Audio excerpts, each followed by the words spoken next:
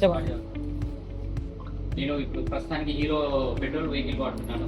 So ఆఫీస్‌కి వెళ్ళడానికి, మా పిల్లల్ని స్కూల్‌కి పంపించడానికి పెట్రోల్ ప్రతిసారి పోయాలంటే ఇబ్బందిగా ఉంది. సో ఎలక్ట్రికల్ వెహికల్ చూద్దామని నేను చాలా ఆహ్, షోరూమ్స్ వెళ్ళడం జరిగింది.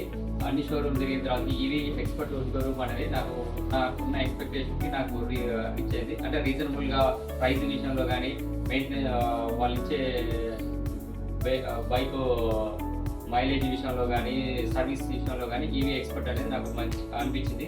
సో నేను బుక్ చేయడం జరిగింది. ఈరోజు తీసుకోవడం జరిగింది. చెప్పండి.